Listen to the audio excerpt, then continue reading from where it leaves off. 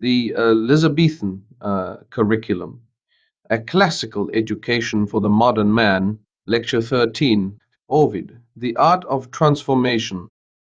Publius Ovidius Naso was born in 43 before the Christian era, 1 year after the assassination of Julius Caesar, in a small town called Sulmo in the Apennine Mountains east of Rome. He came from an equestrian family, the solid provincial upper middle class of the Roman world, with sufficient means to send their son to Rome for a rhetorical education, and sufficient ambition to hope he might pursue a career in law or administration. Ovid went to Rome, received the education, demonstrated a talent for rhetoric that his teachers found remarkable, and then declined to become a lawyer or an administrator. He wanted to write poetry.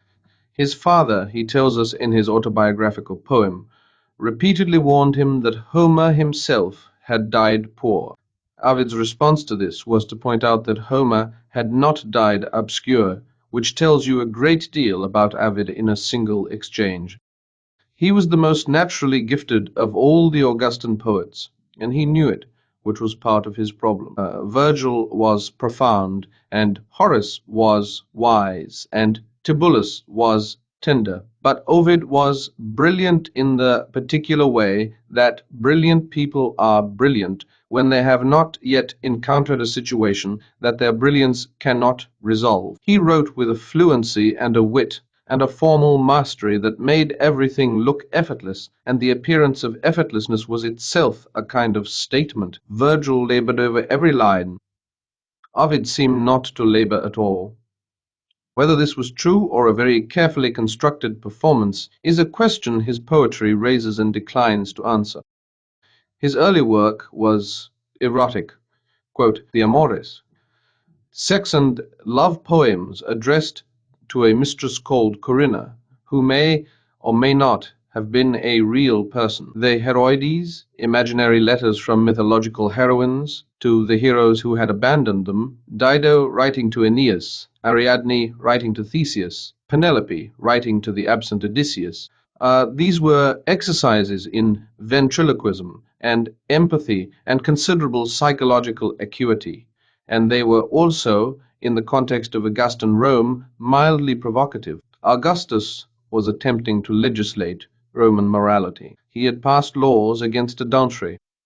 He was promoting the traditional Roman family as the foundation of the new order, and here was Ovid writing witty, polished, entirely unapologetic poems about erotic pursuit and erotic disappointment with the tone of a man who found moral legislation faintly amusing.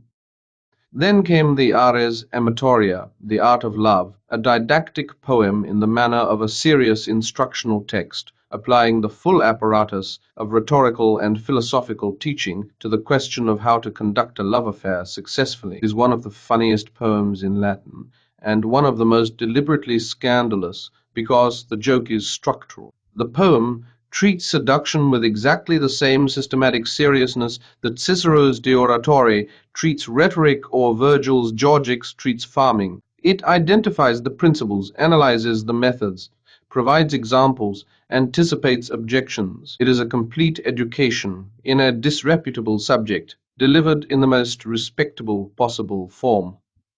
Augustus was not amused. The poem was published around one of the Christian era, and it was noted, but the noting would have consequences. But between the erotic poems and the exile came the Metamorphoses, and the Metamorphoses is something else entirely. It is the work in which Ovid's gifts found their fullest expression and their most ambitious scope, 15 books, around 12,000 lines, a continuous poem that moves from the creation of the world to the apotheosis of Julius Caesar and the reign of Augustus, held together by a single unifying principle. Everything changes, nothing is destroyed, form is impermanent, but matter is eternal. The universe is in continuous transformation, and the stories of gods and heroes and mortals are the record of that transformation, caught at the moments when it becomes visible. This philosophical framework, which Ovid borrows loosely from the Pythagorean doctrine of metempsychosis, the transmigration of souls, is both genuine and playful. genuine, because the Metamorphoses really is organized around a coherent vision of cosmic change, an idea of the universe as restless, fluid, never fixed in any form for long, playful, because Ovid uses it as a license for the most extraordinarily diverse collection of stories ever assembled in a single poem, connected by the transformation motif, but varying so wildly in tone and subject and emotional register that the variety itself becomes the point. The Metamorphoses moves from cosmic creation to bedroom farce, to political allegory, to tragedy, to comedy, to pastoral, to philosophical meditation, with the ease of a mind that finds all of these modes equally natural and equally interesting. He begins at the beginning. Before the sea and the land and the sky, there was chaos, a raw and undivided mass, a weight of disconnected seeds of things, and then a God unnamed separated the elements, imposed form on formlessness, and the world as we know it came into being. Light separated from dark, sea from land, fire from earth, the cosmos organized itself out of confusion, and the first age began. The four ages follow. The golden age, when men lived without law or labor, when the earth gave freely, when there was no winter and no war. Then the silver age, lesser, but still good, when seasons began and men had to build shelter and cultivate fields. Then the bronze age, fiercer, more given to war, but not yet criminal. And then the Iron Age in which we live, the age of greed and violence and fraud and war, when shame and truth and faith have fled the earth, and in their place have come crime and treachery and force and the accursed hunger for gold. This framework was one of the most influential things Ovid ever wrote, not because it was original. The four ages appear in Hesiod and in Virgil's fourth eclogue and elsewhere, but because Ovid's version was the one that the Renaissance knew. When Shakespeare's characters speak of the Golden Age, when Spencer builds his philosophical architecture on the decline from gold to iron, when Milton laments the fallen world, they are working with a framework that came to them largely through Ovid. The idea that the present age is degraded, that something precious has been lost, that history moves downward rather than upward, is one of the deep structural assumptions of European thought in the 16th and 17th centuries, and Ovid is a primary vehicle for it. From the creation he moves quickly through the giants' war against the gods, the flood, Deucalion and Pyrrha, the Roman Noah and his wife, who repopulate the earth by throwing their mother's bones over their shoulders, the bones being stones, the mother being the earth, and then, at the beginning of the second book, Phaethon. Phaeton is the son of Apollo, the sun god, or so his mother has always told him. His friends mock him. No mortal woman's son could have a god for a father. Phaethon goes to find Apollo and demand proof. Apollo, embarrassed, perhaps, or moved by the boy's desperate need for acknowledgement, makes the catastrophic parental error of offering him anything he wants in confirmation of their relationship. Phaethon asks to drive the sun chariot for a single day. Apollo's response to this request is one of the great parental speeches in literature. He explains at length and with complete lucidity why this is impossible. The horses are unmanageable, the route is terrifying, the heat is lethal, the distances are beyond human endurance. Even Jupiter himself does not attempt it. He offers Phaethon anything else, anything at all. Please ask for something else, and the desperation under the eloquence is entirely audible. Phaethon will not be moved. He has been promised. Apollo cannot take back a promise made on the Styx. The boy climbs into the chariot. What follows is one of the most kinetic passages in Latin poetry. The horses feel immediately that the weight is wrong, that the usual strong hands are not on the reins, and they go where they will. The chariot swings too high, and the earth grows cold, then plunges too low, and the earth catches fire. The rivers boil, the seas shrink. Libya becomes a desert, which Ovid presents as the mythological explanation for the actual Sahara. Phaethon sees the Scorpion constellation and loses his grip entirely in terror, and the earth begins to burn in earnest. The earth goddess herself cries out to Jupiter that if the sea and land and sky must perish, let them perish by his hand, not this boy's, and Jupiter strikes Phaethon with a thunderbolt, and the boy falls blazing into the river Eridanus. His sisters, the Heliades, mourn him on the riverbank, and are transformed into poplar trees, their tears hardening into amber as they fall. His friend Cycnus mourns so persistently and so bitterly that he is transformed into a swan, and because swans thenceforth distrust fire and water, which killed and received his friend, they live on lakes and rivers and avoid the flame. These secondary transformations, growing like branches from the main story, are characteristic of Ovid's method. The great myth generates smaller myths in its wake, each one explaining something in the natural world, each one anchoring the divine story in the texture of observable reality.